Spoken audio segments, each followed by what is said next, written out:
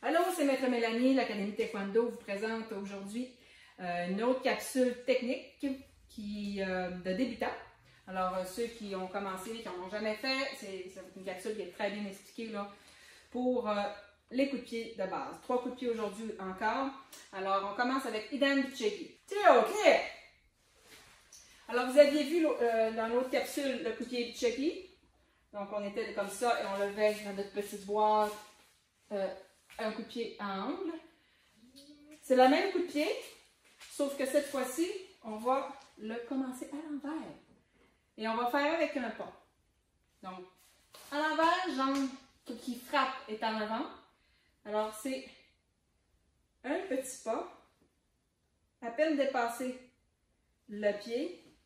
C'est mon ventre, il ne va pas trop tourner. Là. Il ne faut pas que ce soit tourné comme ça, mais bien un petit pas pour se donner une vitesse. Et on frappe. Donc, bien plié, un petit pas, on s'ouvre la hanche et on frappe. Vous avez toujours remarqué le pied qui est en bas, qui va bien pivoter, le genou qui lève bien, et on dépose en avant. C'est la même chose de l'autre côté. Donc, un petit pas, et lever le genou, frapper, déposer en avant. Ça, c'est le Idan Bichegi, donc le coup de pied Bichegi avec un pas. Alors, c'est le retour du grand. C'est là, viens. Je vous montre maintenant en action qu'est-ce que ça donne sur la mitaine. C'est sûr que ce sont des coups de pied qui prennent un peu plus d'ampleur, comme ça ici. Donc, on se mettait contraire, parce qu'on veut frapper comme ça. On décolle à l'envers. On bouge. Quand on y va, on fait notre coup. On croise. On fait notre coup. On croise. On fait notre coup. J'aime ça quand tu ne le fais pas vite. Quand tu ne le fais pas fort. Tu n'essayes pas de le faire fort, mais tout croche. Non, vas-y tranquillement. C'est important de prendre le temps.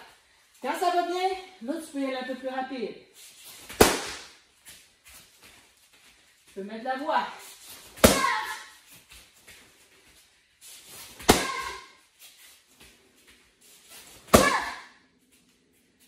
Idan Bichegi.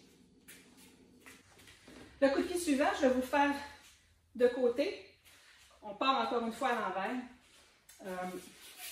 Donc, si je veux frapper avec ma jambe comme ça, je pars avec la jambe en avant. Alors, écoutez bien. Ça s'appelle 360 Bichegi. Donc, vous devinez que c'est le même coup de pied au final, mais le déplacement est différent. Première étape, toujours notre position de combat, vous connaissez. La tête va pivoter en premier. C'est elle qui conduit. Alors, elle pivote. Notre pied avant sert de pivot, l'autre va se déplacer. Donc, la tête en premier, ma jambe va passer tout près de l'autre jambe pour aller se replacer, position de combat. Et il reste à faire le Bichegi. Tout simplement. Je dis tout simplement, mais c'est pas facile. Okay? Les experts de nos vidéos vont sûrement réussir. Donc, la tête en premier. On fait suivre le centre de gravité tout au long. On va porter le pied comme si encore on était dans notre boîte. Et on frappe l'autre côté. Je le fais un petit peu plus vite. Donc, ça tourne, ça se déplace, ça frappe. Une autre fois. Tourne, déplace, frappe. L'autre côté. La tête conduit encore une fois. Le centre de gravité est au centre. On va porter position de combat. Lever, frapper. L'autre côté. Une fois.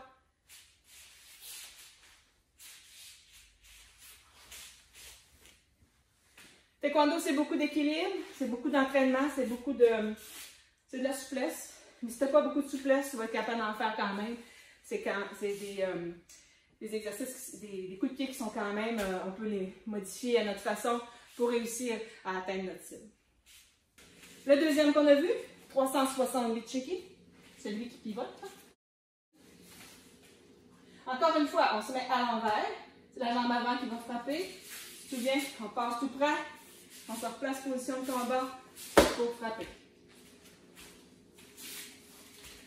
Tranquillement. Pivote la tête en premier, les épaules. Garde le centre de gravité au milieu. On frappe. C'est un coup de pied qui se fait. Pas sauter. Là, je n'ai pas sauté. Bon. Le troisième coup de pied, c'est toujours un défi pour les taekwondoïstes, parce que nous nommons comme ça, des taekwondoïstes. C'est le doicheki, c'est le coup de pied arrière. Donc, on se place. C'est encore une fois la tête qui va conduire. Centre de gravité bien au centre, on penche, on peut même bouger tranquillement. La tête va tourner en première étape et on vient bloquer le bassin, les épaules. Tu n'as pas besoin de regarder comme ça. Ton adversaire est encore là. Okay? On se pratique. Donc, du coin de l'œil, pas plus que ça, tu regardes ta cible et tu vas transférer tranquillement ton poids en levant ton genou pour aller frapper directement le coussin ou le ventre ou le plastron de ton adversaire. Tu remarques, je ne sais pas si tu voyais mes pieds, on voyait mon pied, donc mes orteils sont par en bas. Ça, c'est bien important. Parce que des fois, quand tu tournes trop les épaules, c'est souvent le défaut, on vient de côté. C'est pas le coup de pied, c'est pas le coup de pied demandé. Donc, la tête tourne, on bloque, change le poids, on lève, on déplie et on frappe. Coup de pied arrière, doicheki. Même principe l'autre bord, évidemment. La tête va conduire, on lève, par en bas. Mon dos, ma jambe, ma hanche, je fais toute une ligne droite. Alors, bonne chance ce coup de pied-là. C'est pas facile, je veux pas que tu te décourages. Des fois, ça prend quelques niveaux de ceinture pour bien le maîtriser. Mais on s'amuse. Alors, quand tu vas arriver en septembre, ça va être parfait, tu vas avoir une belle base. Tu vas rester à corriger des petites erreurs. Puis, let's go, la ceinture jaune. Et le dernier, vous voyez, on s'est rapproché de vous, chers élèves. On s'est mis un coussin maison. Parce que mes vrais coussins sont tous au dos de jambe. Mais j'aime ça vous montrer avec votre réalité. Donc, vous vous souvenez, c'était celui qui tournait. On bloquait, on levait et on frappait les orteils par en bas. On va s'aider un peu. Ça veut dire que pour arriver au milieu, on va se placer à l'extérieur. OK? Parce que si je me mets au milieu, c'est difficile d'aller. On fait de la pratique, donc si on n'est pas en combat. Là. Alors c'est difficile d'arriver au milieu. Alors on va se placer à l'extérieur. Position de combat. Et on va tourner la tête en premier, on bloque les épaules, on transfère le poids et on frappe en arrière. Avance une petite affaire, tu me donneras juste pour reculer. Donc la tête pivote, on lève, on frappe. Et on est prêt à faire un autre coup de pied, ça m'est habitué. Je fais toujours plein de coups de pied après. Ben non. C'est mon enfant, je fais attention. Donc, on pivote, on lève, on frappe. On pivote, on lève, on frappe. OK, maintenant, on va mettre ces coups de pied-là avec un peu de cardio, un peu de... faire augmenter la chaleur. Donc, si tu te sens prêt, tu les maîtrises bien, let's go. Donc, le premier qu'on a fait, c'est Ilan Doicheki. Alors, tu vas y aller comme ça. Lève, reviens. Lève, reviens. Lève, reviens. Lève, reviens. Plus vite que tu vas le faire, plus ça va te donner chaud. Donc, tu fais une vingtaine de fois d'un côté, une vingtaine de fois de l'autre côté. Alors, l'autre côté, tu le fais comme ça Faut que tu vois de face. La jambe qui passe, ça passe. Reviens.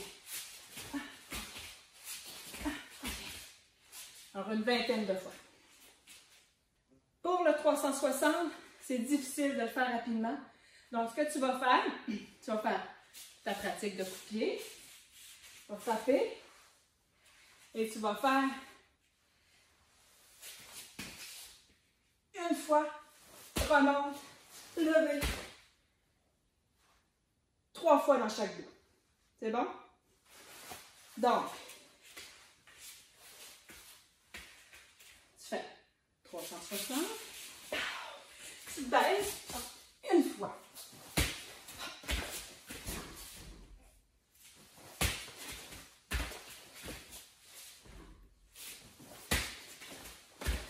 Et l'autre côté.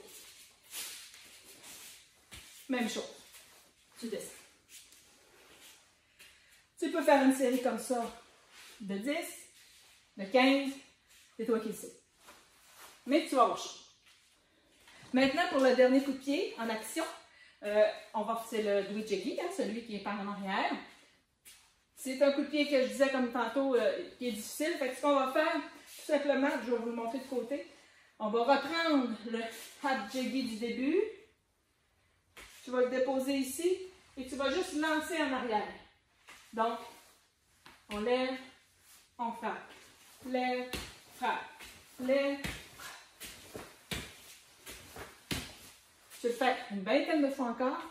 Tu peux en faire plus quand tu as le droit. C'est pas moi qui décide. Mais si tu vas avoir chaud, ça en prend moins bien. Même chose de l'autre côté. Avant, dépose égale, arrière. Avant, dépose égale, arrière.